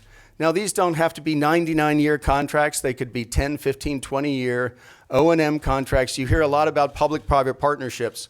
There's a consensus in my world, this is what we argue about, that these are not PPPs, okay? It's just operation and maintenance to a company that is expert and specialized in this. Why do this? It's because it pre-commits the government to upholding a certain level of maintenance of the asset over that 10, 15, or 20 years.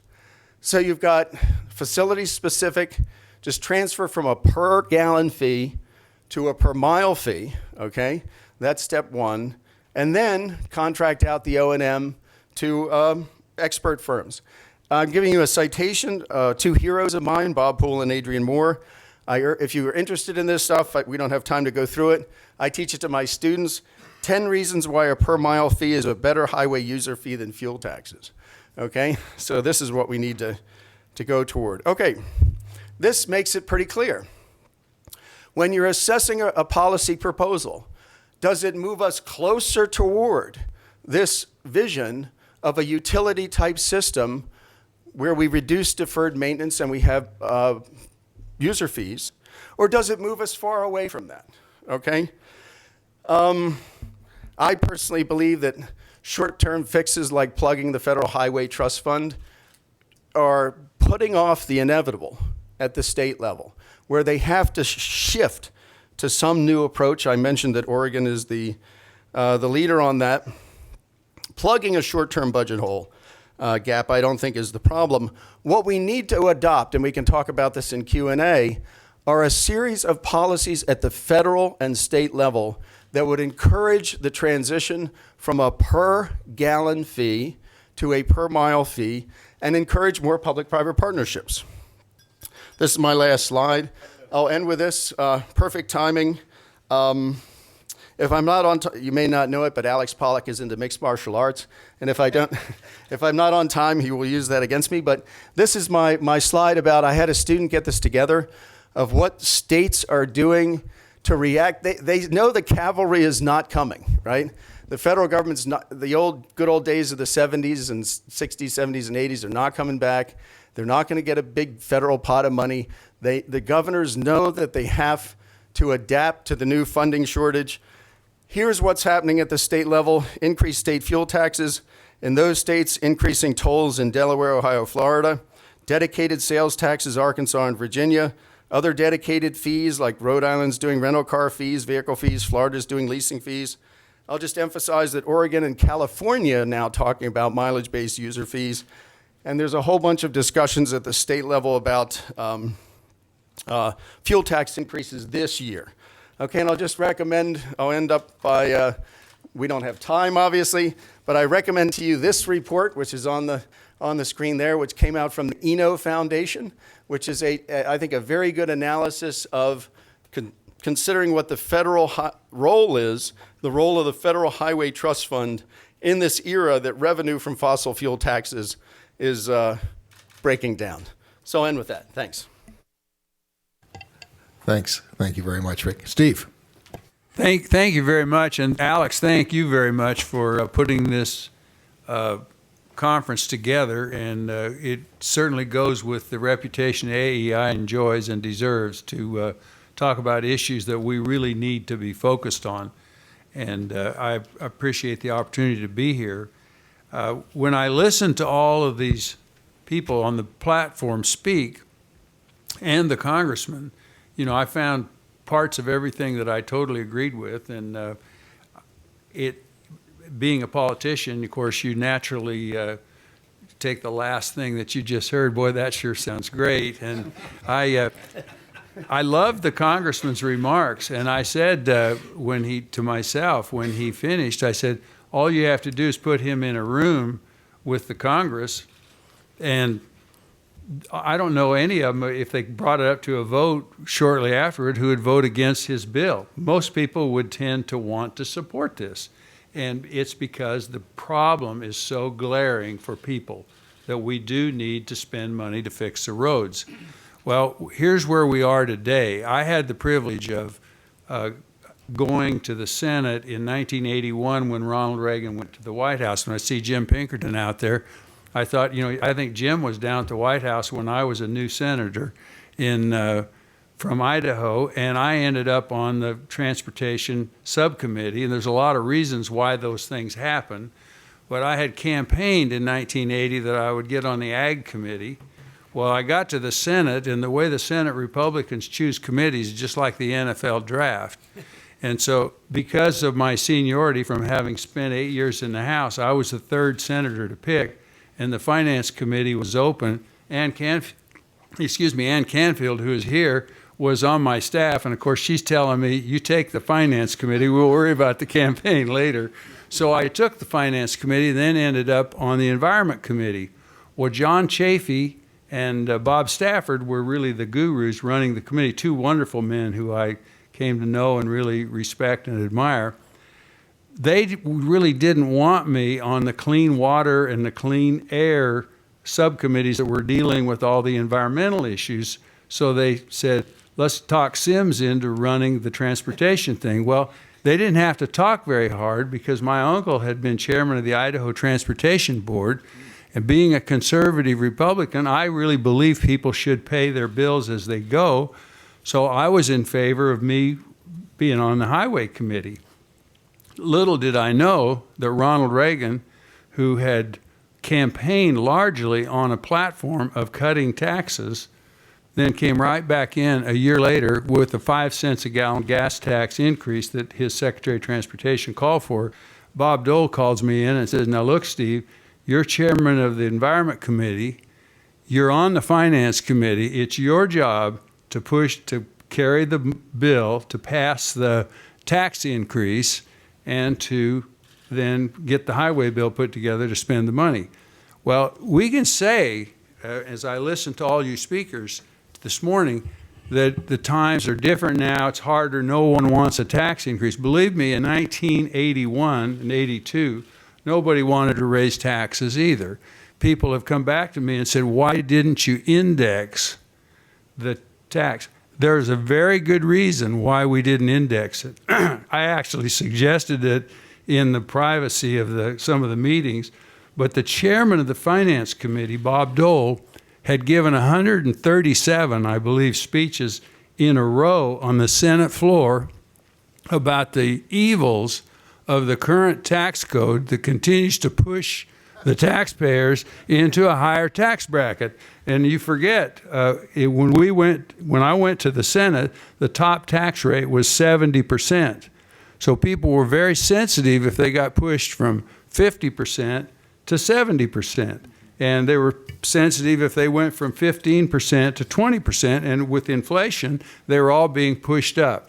So the chairman of the Finance Committee didn't even want to discuss indexing anything like a highway gas tax. So it was a non-starter to begin with. So there's reasons why these things happen. So we ended up passing a bill, I think it was in 1982. Then we had another bill in 1986 that was the bigger bill that ended up being the one that Ronald Reagan vetoed. He called us all down to the White House. That's the new 16 Republican senators. There were 16 Republican senators elected in 1980, 2 Democrats, Chris Dodd and Alan Dixon, and they had all the Republicans down at the White House to talk about different things they were going to do. I stood up at that meeting, asked the president directly, I said, now, Mr. President, there's people in your administration are talking about vetoing the coming highway bill. And I said, I hope that isn't going to happen. This was in 86 I'm talking about. Jim, Ann helped me, Jim Miller, who was the OMB director, so the president answers the question that I'd asked him. He's, oh, now, Steve, don't worry. He said, when I was governor of California, I hated it when they tried to blackmail me for the money for California from Washington. That won't happen. Well, 6 months later, it did happen. And so I stood right there and I said, Jim, did you hear the boss on this? Let's don't get this thing done. Let's don't veto this bill. Well, we didn't get it passed, probably partly my fault, because I left and went home to campaign. I could see what was going to happen in 1986, and I just told Bob Dole and the leadership in the Republican Party, I said, I'm leaving. You guys are crazy. If you stay here and campaign, you're going to lose all these people. They're all going to lose. Well, half or so of them did lose because they didn't go home and campaign and fight the battle. I went home and campaigned. We didn't get the highway bill passed. We came back and had to pass it in '87. It was the same problem.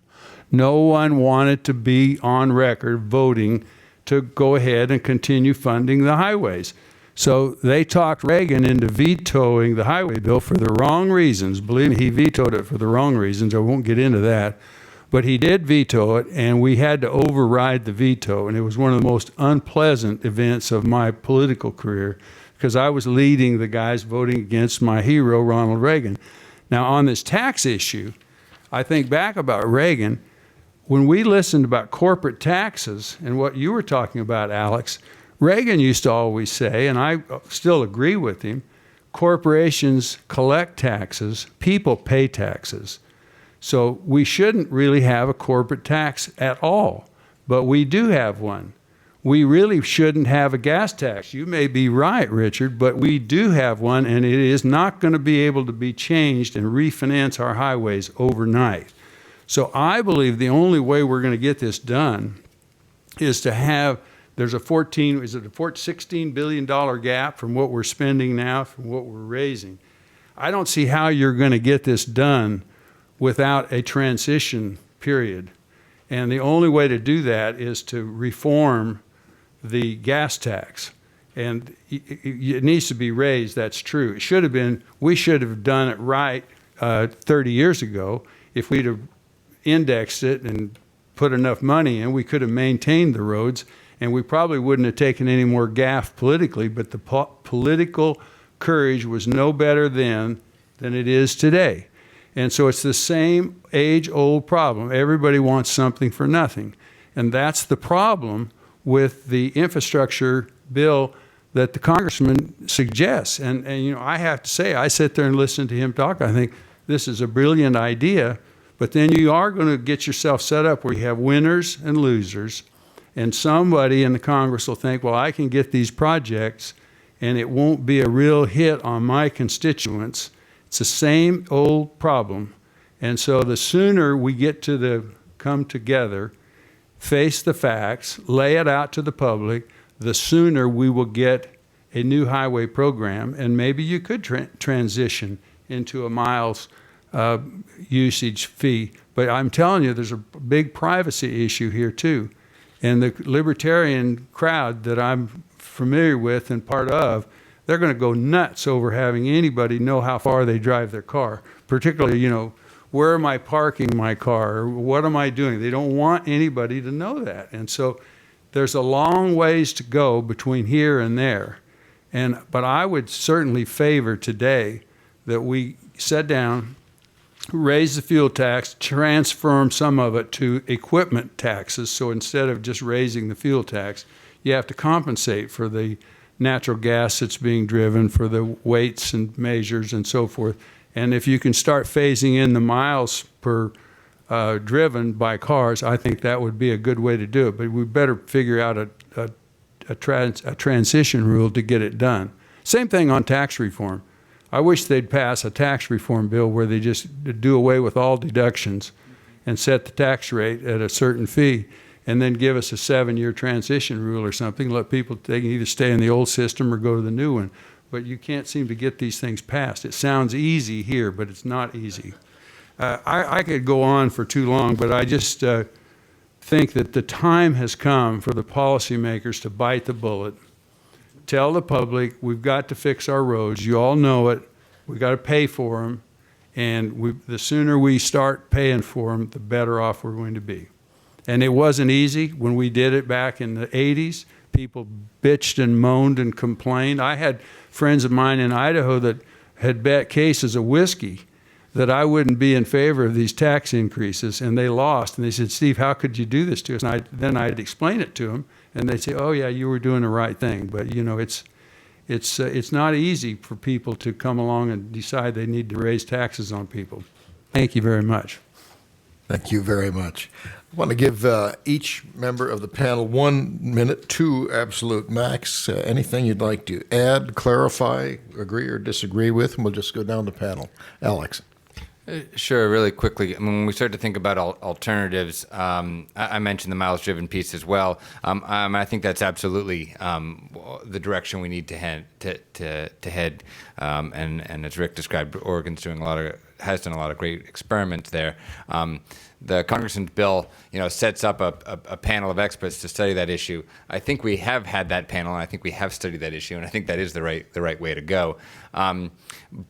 Although I would say that a simpler system, and whether we call it the transition or not, simply increasing the gas tax, whether it be at the state level or the federal level, while politically it seems very, very difficult to do, it is not a bad second best case scenario. So we do have the CAFE issues and the mileage efficiencies are going up, but we could solve a lot of the problem by simply funding the Highway Trust Fund through the mechanisms that we already have in place in the near term. Or again, and I want to emphasize this point, or creating enough permanency from the federal level to allow the states to make the decisions that they want to make about their state local gas tax issues. Thanks. Bob. Thanks. Well, I would start, Steve. I think I recall that President Reagan, when challenged on the gas tax, said, I thought you weren't going to raise taxes, says it's not a tax, it's a user fee. That's right. Right? That's what he said. So the man had it right from the beginning. And I think that, Rick, you're absolutely right. The distinction that is lost on a lot of people when we talk about these things, in part because it's a bit complex and seems obvious to people that are in the market every day, there's a big difference between funding and financing. And any facility, whether it's a federally funded American Infrastructure Fund or municipal bonds or P3 projects, all of those things are expected to be paid back. I mean, that's why people lend the money, which means you need a long-term predictable revenue stream. And I think that's the challenge. But if you think about it another way, what financing permits you to do is to build something today that costs 100, and then maybe that's 100 billion or a trillion in terms of total projects that needed to be built, or 3.5 trillion. To build those things now and gain the impact, the jobs, the impact on our economy, the growth dividend that comes from them, and pay them back over time, over essentially the useful life of the facilities that are being created. So they become, in a way, if they're well-chosen projects, self-funding from the additional economic activity that they generate. And the challenge is to figure out how to match up the revenue stream that can be generated from that growth, which with the financing vehicles.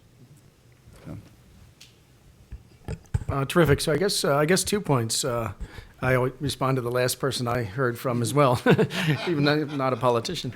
But Senator Sims' remarks. So first on the privacy issue about mileage-based user fees. And folks who want to delve into this in more depth, I would urge you to go to the website for the Mileage-Based User Fee Alliance. There really is this thing, MBUFA. And they just had their conference 2 weeks in D.C. I couldn't make it down. I wish I could have. But the topic of that conference was privacy and mileage-based user fees. And, I don't claim to be an expert on this issue, but the state of Oregon has dealt with it. My understanding is it's, the most, obviously this thing that we all carry now, allows mileage-based user fees on, you just hit a button and say, I'm in my car, and get charged for the miles that you drive. It knows that. It has GPS built into it. That's a very low-cost option. Basically, if you want more privacy, those options might be more expensive. I'm just sort of thinking of an option where you would go to a certified gas station. The gas station attendant would read your odometer. You would pay cash on the reading on your odometer, completely anonymous. complete privacy, that's more expensive. You would pay for that, and you could imagine a menu of options in between. So there's a cottage industry now on mileage-based user fees and privacy that I hope to get into a little bit more. On the second point from the senator, raising fuel taxes to fill the gap. I understand and I agree with the senator that we have to have a transition period. This is a tough, even though it sounds easy, it sounds simple, it's a tough, major change. The question is, what do we want to do in the meantime? And the final slide that I didn't have time to show you about the Eno Foundation report that I referenced grapples with this issue, and they examine, let's see, it's 5 countries, Australia, Canada, Germany, Japan, and the UK, that do not have hypothecated fuel taxes or dedicated fuel taxes the way we do, and these countries seem to do okay in terms of funding infrastructure, but they don't have a highway trust fund the way that we do. So their recommendation at the end of the Eno report is to move away from user fees, eliminating the highway trust fund, perhaps using dedicated revenues from income or sales taxes for the remaining federal responsibilities while we transition to a mileage-based user fee. So I would kind of go with the Eno suggestions rather than the increase in the gas tax, perhaps for the political pushback that you described in your anecdotes. So that's it. Thanks. Thanks. Steve? Well, I'm somewhat optimistic that this job can get done. And if you just look at the makeup of the Congress, if you can bring a proposal in to the Senate today under its current makeup with Jim Inhofe as chairman and Barbara Boxer as ranking Democrat, they would agree on a conglomeration of what we've been talking about here and vote for it and lead the Senate to pass it. So it's a question, what can happen in the House? The Speaker has said he doesn't want a new gas tax, but he has to do that to to answer to the constituency in America, so he's saying that, but I'm not sure that I would agree that they wouldn't increase to some kind of a revenue enhancement to that trust fund to get it to where we could get a long-term solution worked out. Because if they could ever do it, they'd solve a lot of important problems for us. I've always said, just show me a business that starts out somewhere where they don't have a good road system and transportation system connected to it, and I'll show you one that won't make it. It'll go broke. And that's true, and it's always been true. Of course, I grew up in the produce business, so we depend on trucks and transportation, and it's still true today. It was true 50 years ago, and it's true today. Thanks to a lot of excellent comments from our panel. We're about to open the floor. We have a little time for your questions. I do just want to mention we've emphasized the notion, thank you, Rick, of funding and of financing. It used to be even for central governments that they thought they had to fund their debt. There's an old term, bottoming. They used to, when they issued debt of the government, they talked about how are you going to bottom this debt because you had to have some identified revenue source. That's still true of municipal bonds, but it ain't true of the bonds of the United States government. Once we got money, paper money, printing central banks, that idea went out, and it is interesting with the federal role in infrastructure, whether we might not lose, as I think Bob and I are in particularly worried about, and Alex also, some of this discipline. Anyway, we're ready for your questions. If you wait for the microphone, please tell us who you are and your affiliation, and ask your question. If you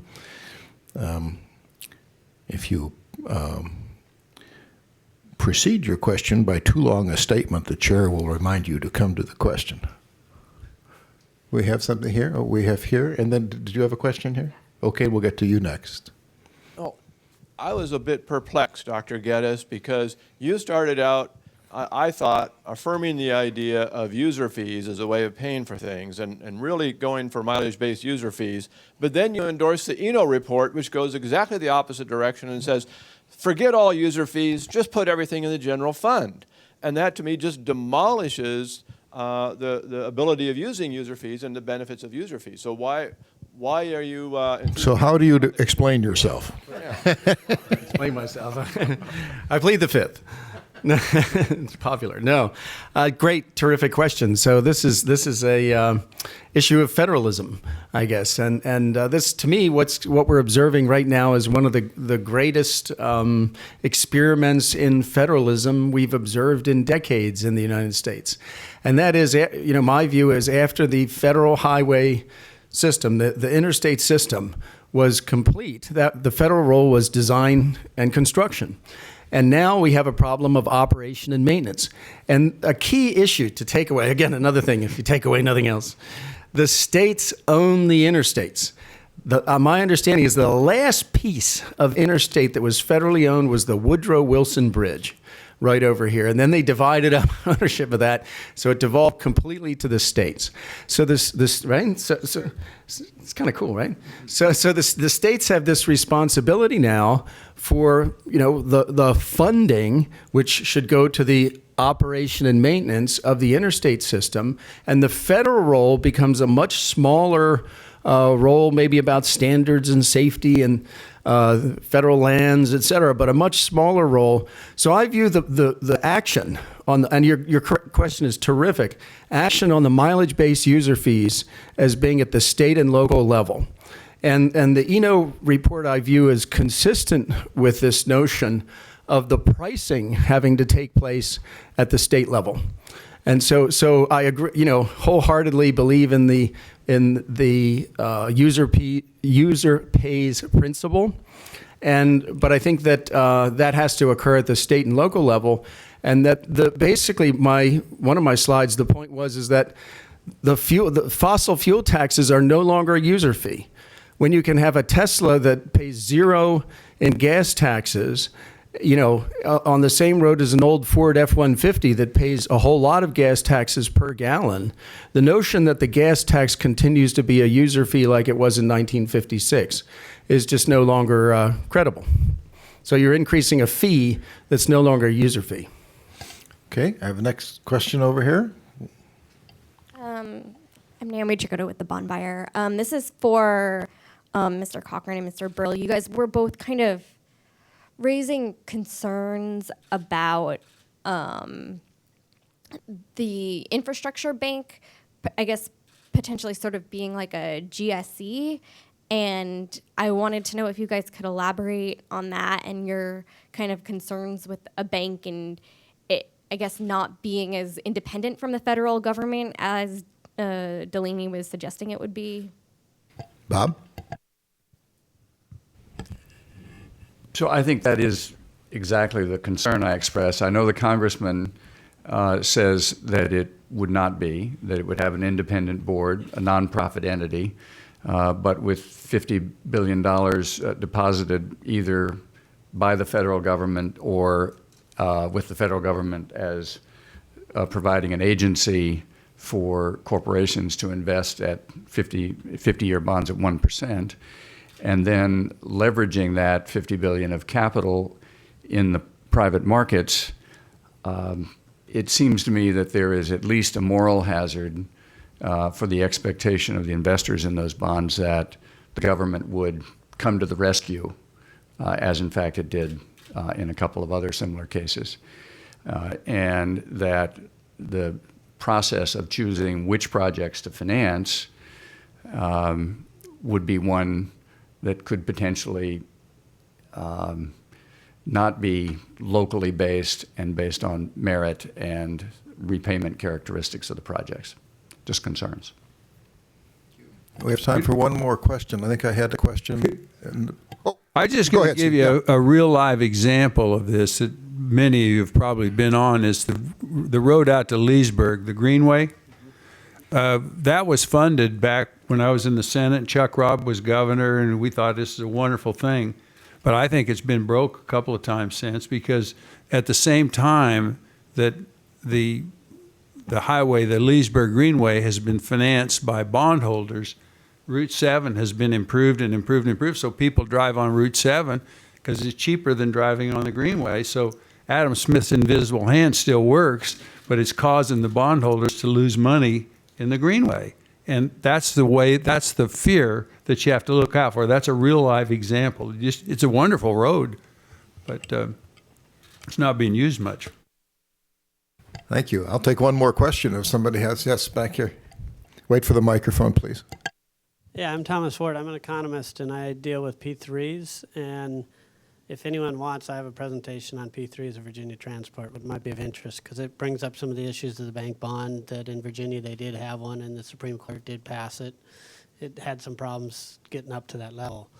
But my big concern is how do we look at the financing mechanisms and we get away from the traditional public financing of projects versus getting into long stream processing of projects. Because in the past, they've been breaking them apart. And when you break that apart, you get more competition, supposedly, in the parts. But in the end result, it costs more. And also with the P3 model, as an economist, I've been watching these. In the initial upfront costs are often more expensive. And that's what the critics are saying, oh, we can't do these. But they're upfront more expensive because traditional project financing is cheapest cost wins the contract. But when it's a P3, you're looking at full cycle. And so you're thinking about what's the best investment up front so we get a long-term investment return and don't have the cost to repair it. Just a few thoughts. I don't know if there was a question in there, but any comments from the panel? I mean, P3s are one of my passions. So, and in my book is The Road to Renewal that Alex mentioned is about P3s. And so I think what you've hit on is absolutely a major issue, because a P3 will price in, I've emphasized the problem of deferred maintenance, but a P3 that has operation and maintenance built into the contract prices the cost of that into the upfront cost of the contract. So if you just look at least cost, bid, or just least cost overall at the beginning of stage, you're gonna opt away from the P3, right? And I think that that's part of the problem. We need better, I don't know if it's public sector comparator or what sort of policies we need to build in, but we really need to address this deferred maintenance problem. And I think, as I wrote in the book, the AEI book, one of the major benefits of a P3, I think, is that it helps address that. So any policies we can adopt on that, I'd be in favor of. We're at our time of adjournment. I'm sure the panelists will be willing to stay if you want to have questions informally afterward. Ladies and gentlemen, thank you for coming, and let's thank our excellent panel.